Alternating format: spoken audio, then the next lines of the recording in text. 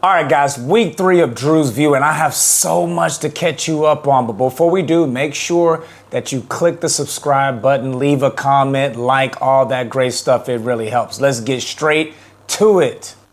Big bombshell news coming out of British basketball as BBF chairman Chris Grant decides to resign. Now, I can hear the people across the land beginning to rejoice. And unless you've been living under a rock, the SLB and the BBF have been at odds, this tug of war for many, many months now. The Super League basketball coming to this season thinking that in year 2 they're able to build off the momentum that was built last year, only to find out that, by the way, you're actually not a professional league because the operating license was offered to American businessman Marshall Glickman for 15 years, which basically gives him complete control over the professional game in this country, which has left the game here in all kind of flux. So much so that the SLB have currently taken legal action after the BBF. And so if you want to read up on that information, the Yorkshire Post has done a great job over the summer kind of keeping you in the loop. You can bank that I'm going to put all of my eggs in the Sam Nieder basket. So I read on his website, Grant's departure this week brings an end to his 3-year tenure leading the Federation during one of the most turbulent periods in the modern era of British basketball. But then you go back to Chris Grant's statements, and I quote, as chair of the British Basketball Federation, and I am proud of the progress we have made in the last 3 years. You see what's happening? Delusional. One party thinking, who I trust, Sam Nieder, that this is the most turbulent era in British basketball. And then you have Chris Grant of BBF saying the progress we made in British basketball. The national team went to the Eurobasket playing with their hands tied behind their back. The SLB is currently not a professional league and currently playing without qualified refs. I'll let you be the judge. Well, let's stay right here in the Super League basketball because a couple of weeks ago, they dropped an 80-page document of operating rules. Bravo. That is all everyone, including myself, has ever asked for within this league. Transparency. And we finally got it. I haven't had a chance to read through it myself, but I've seen things float on social media. Seems like everything is covered, even referee wages. So if you haven't already, make sure you go to the SLB's website and go take a look through yourself. My only questions on it is, who wrote it and how long did it take? But that is great news. That is a step in the right direction. That's all we ever wanted. So great job. All right, all the housekeeping out the way. Let's actually get to some basketball. You know, the one thing that you and I have in common. And let's begin with the Leicester Riders because there's turbulence in the Midlands. The Leicester Riders currently sit at 0-4, which is the first in the Rob Paternostro era. So a couple of things that really stood out to me about this team is that one thing that you can bank on with a Rob P and Pablo-led team is that their offense is going to be really efficient. So I went back to the stats. They've had a top 3 offense since 2020, right? But you look at this season, and they are last in many, many categories. Last in points at 70 a game. The next team has 77 points a game.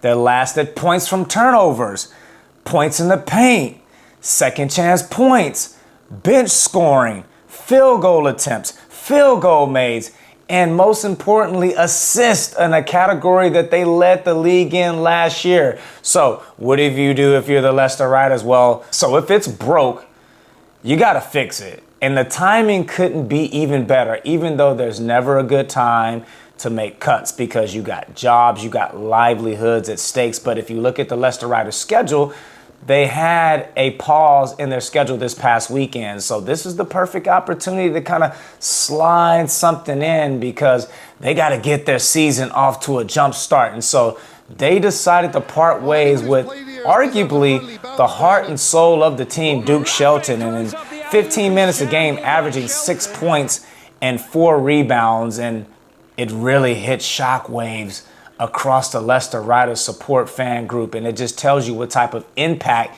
he made with that team there. So it'll be interesting to keep an eye on to see who is Duke's replacement. Also, they're not done yet. They also decided to part ways with Mike Mitchell in 15 minutes a game, only averaging 3 points, 27% from 3, 28% from 2, 33% from the free throw line, and 2 assists. And if you read the press release when they first signed Mitchell, it said he brings playmaking and shooting. And so far he was unable to do either of those. And so the Leicester Riders decided to part ways with him as well and shake things up a little bit.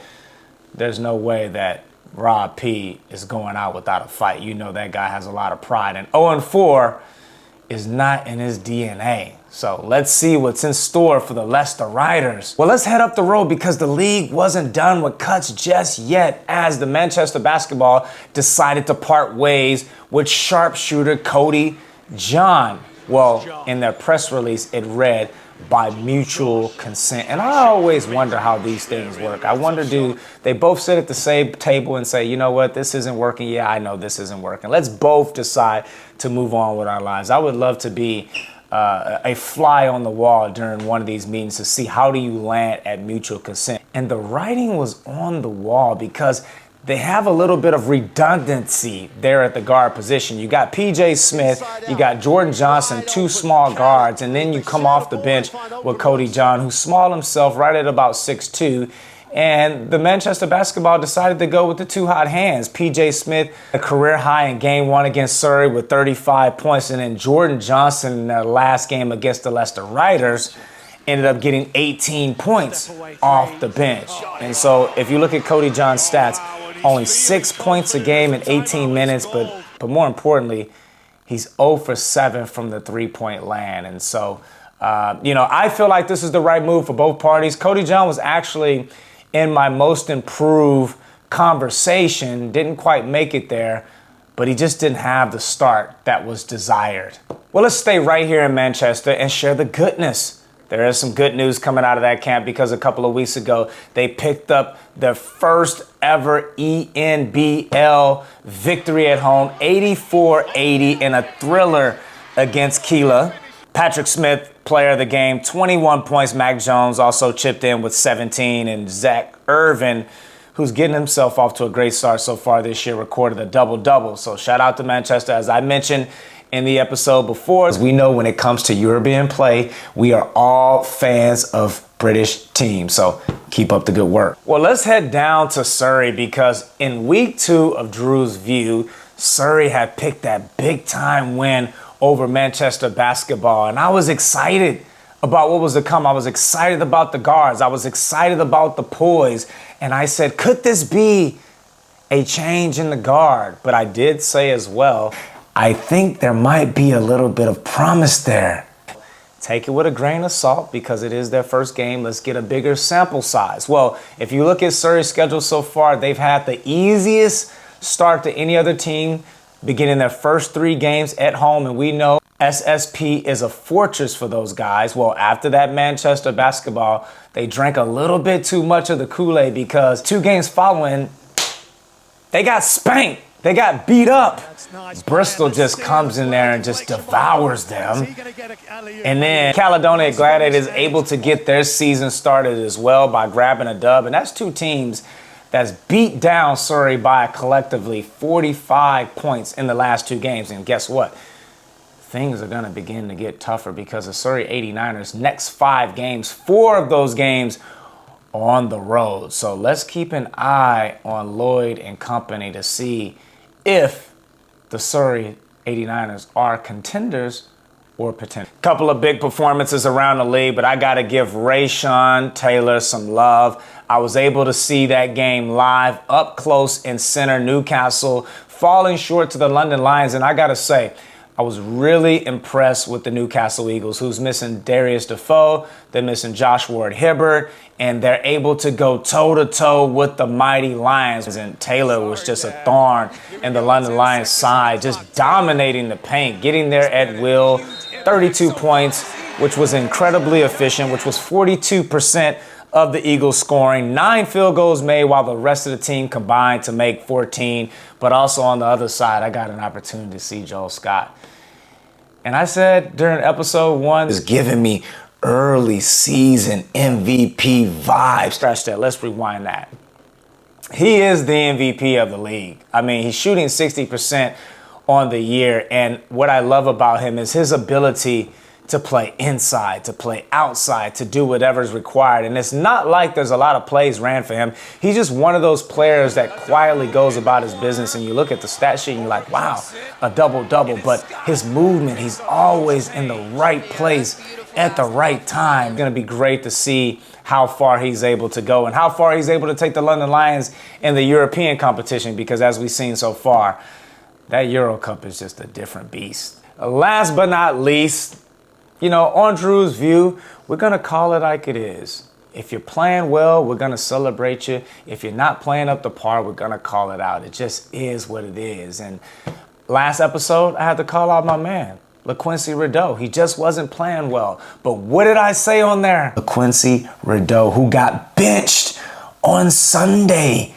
for Pat Robinson.